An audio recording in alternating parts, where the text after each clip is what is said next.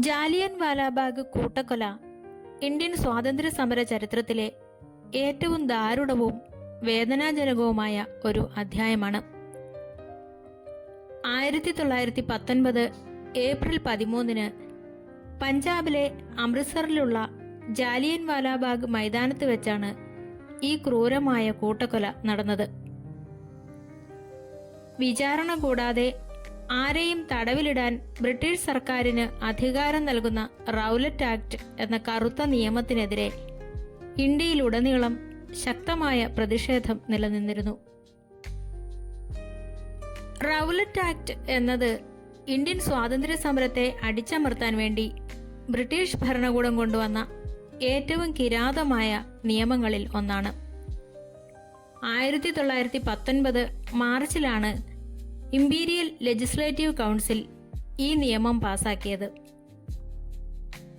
Sir Sydney Rowlatt അധ്യക്ഷനായ sedition കമ്മിറ്റിയുടെ ശുപാർശ പ്രകാരം കൊണ്ടുവന്നതിനാലാണ് ഇതിന് റൗലറ്റ് ആക്ട് എന്ന പേര് ലഭിച്ചത്. ഔദ്യോഗികമായി ഇതിനെ അനാർക്കിക്കൽ ആൻഡ് റവല്യൂഷണറി ക്രൈംസ് ആക്ട് എന്നാണ് വിളിച്ചിരുന്നത്. ബ്രിട്ടീഷ് വിരുദ്ധ പ്രവർത്തനങ്ങളെയും വിപ്ലവങ്ങളെയും പൂർണ്ണമായി ഇല്ലാതാക്കുക എന്നതായിരുന്നു ഇതിന്റെ ലക്ഷ്യം. ഇതിനായി പോലീസിന് അമിതമായ അധികാരങ്ങളാണ് നിയമം നൽകിയത്. വിപ്ലവ പ്രവർത്തനങ്ങളിൽ ഏർപ്പെടുന്നു എന്ന് സംശയം തോന്നുന്ന ഏതൊരു വ്യക്തിയെയും വാറന്റോ വിചാരണയോ കൂടാതെ 2 വർഷം വരെ തടവിലിടാൻ സർക്കാരിന് അധികാരം ലഭിച്ചു. ഈ നിയമപ്രകാരം അറസ്റ്റിലാകുന്നവർക്ക് ഉന്നത കോടതികളിൽ അപ്പീൽ നൽകാനോ വക്കീലിനെ വെക്കാനോ ഉള്ള അവകാശമുണ്ടായിരുന്നില്ല. പ്രത്യേക കോടതികളിൽ വെച്ച് പൊതുജനങ്ങളെയും മാധ്യമങ്ങളെയും ഒഴിവാക്കി രഹസ്യമായി വിചാരണ നടത്താൻ നിയമം അനുവാദം നൽകി. കൃത്യമായ തെളിവുകളോ വാറന്റോ ഇല്ലാതെ ആരുടെ വീടും പരിശോധിക്കാനും ആളുകളെ അറസ്റ്റ് ചെയ്യാനും പോലീസിന് പൂർണ്ണ സ്വാതന്ത്ര്യം ലഭിച്ചു. പൊതുജനങ്ങൾക്കിടയിൽ ഈ നിയമം ന വക്കീൽ, ന അപ്പീൽ, ന ദലീൽ, അതായത് വക്കീലില്ല, അപ്പീലില്ല, വാദവുമില്ല എന്ന പേരിൽ കുപ്രസിദ്ധമായി. ഇന്ത്യൻ നേതാക്കൾ ഒന്നടങ്കം ഈ നിയമത്തെ എതിർത്തു. മുഹമ്മദ് അലി ജിന്ന, മദൻ മോഹൻ മാളവ്യ തുടങ്ങിയ പ്രമുഖ നേതാക്കൾ ഇതിൽ പ്രതിഷേധിച്ച് ലെജിസ്ലേറ്റീവ് കൗൺസിലിൽ നിന്ന് രാജിവെച്ചു. മഹാത്മാഗാന്ധിയുടെ നേതൃത്വത്തിൽ ഈ നിയമത്തിനെതിരെ രാജ്യവ്യാപകമായ പ്രതിഷേധത്തിന് ആഹ്വാനം ചെയ്തു. അദ്ദേഹം റൗലറ്റ് സത്യാഗ്രഹം ആരംഭിക്കുകയും 1919 ഏപ്രിൽ 6 രാജ്യവ്യാപകമായി ഹർത്താലിനും പ്രാർത്ഥനാ ദിനത്തിനും ആഹ്വാനം ചെയ്യുകയും ചെയ്തു. ഗാന്ധിജി ഇന്ത്യൻ രാഷ്ട്രീയത്തിൽ ഒരു ദേശീയ നേതാവായി സജീവമായി ഉയർന്നു വന്നത് ഈ സമരത്തോടെയാണ്. റൗലറ്റ് ആക്ടിനെതിരെയുള്ള ജനങ്ങളുടെ പ്രതിഷേധമാണ് ഇന്ത്യൻ ചരിത്രത്തെ മാറ്റിമറിച്ച ചില സംഭവങ്ങളിലേക്ക് നയിച്ചത്. പഞ്ചാബിൽ പ്രതിഷേധം അതിശക്തമായിരുന്നു. ഇതേ തുടർന്ന് അവിടുത്തെ ജനപ്രിയ നേതാക്കളായ ഡോക്ടർ സത്യപാൽ, ഡോക്ടർ സൈഫുദ്ദീൻ കിസ്ലു എന്നിവരെ ബ്രിട്ടീഷ് സർക്കാർ അറസ്റ്റ് ചെയ്തു. ഈ അറസ്റ്റിൽ പ്രതിഷേധിക്കാനും വൈശാഖി ആഘോഷിക്കാനുമായി 1919 ഏപ്രിൽ 13 അമൃത്സറിലെ ജാലിയൻ വാലാബാഗ് മൈതാനത്ത് ഒത്തുകൂടിയ ജനങ്ങൾക്ക് നേരെയാണ് ജനറൽ ഡയർ വെടിയുതിർത്തത്. ഏപ്രിൽ 13 പഞ്ചാബിലെ വിളവെടുപ്പ് ഉത്സവമായ വൈശാഖി ദിനമായിരുന്നു.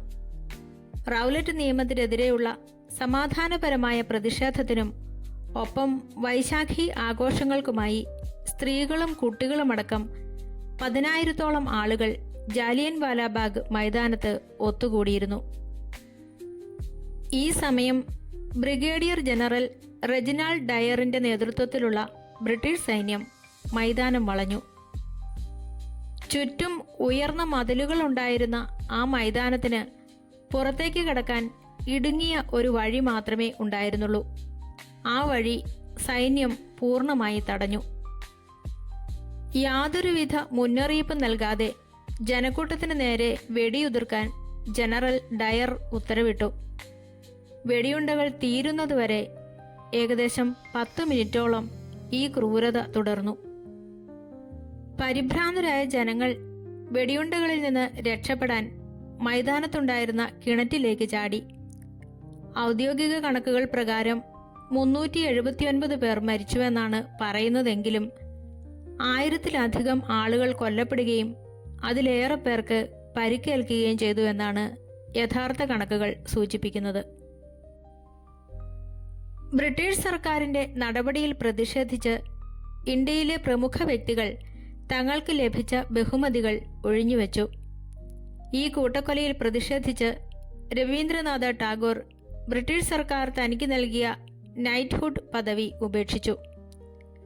മഹാത്മാഗാന്ധി ദക്ഷിണാഫ്രിക്കയിലെ സേവനങ്ങൾക്ക് ലഭിച്ച കൈസർ-ഇ-ഹിന്ദ് സ്വർണ്ണ മെഡൽ ഉപേക്ഷിച്ചു.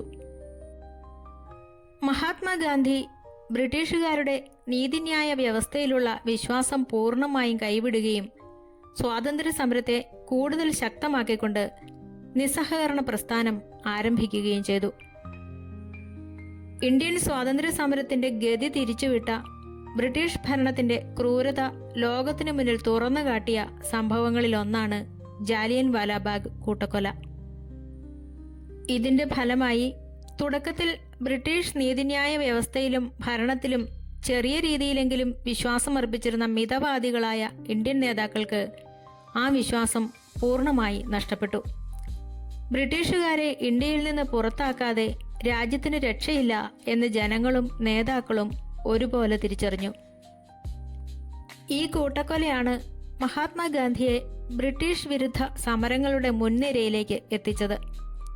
ബ്രിട്ടീഷുകാരുടെ ക്രൂരതയ്ക്ക് മറുപടിയായി ഇന്ത്യൻ സ്വാതന്ത്ര്യ സമര ചരിത്രത്തിലെ ആദ്യത്തെ ഏറ്റവും വലിയ ജനകീയ പ്രസ്ഥാനമായ നിസ്സഹകരണ പ്രസ്ഥാനം 1920-ൽ ഗാന്ധിജി ആരംഭിച്ചു. കൂട്ടക്കൊലയെക്കുറിച്ച് അന്വേഷിക്കാൻ ബ്രിട്ടീഷ് സർക്കാർ 1919 ഒക്ടോബറിൽ ലോർഡ് വില്യം ഹണ്ടിന്റെ നേതൃത്വത്തിൽ ഒരു കമ്മിറ്റിയെ നിയോഗിച്ചിരുന്നു. ഈ കമ്മീഷൻ ജനറൽ ഡയറിന്റെ നടപടിയെ തള്ളിപ്പറഞ്ഞെങ്കിലും അദ്ദേഹത്തിനെതിരെ ശക്തമായ നിയമ നടപടികൾ ഒന്നും ശുപാർശ ചെയ്തില്ല.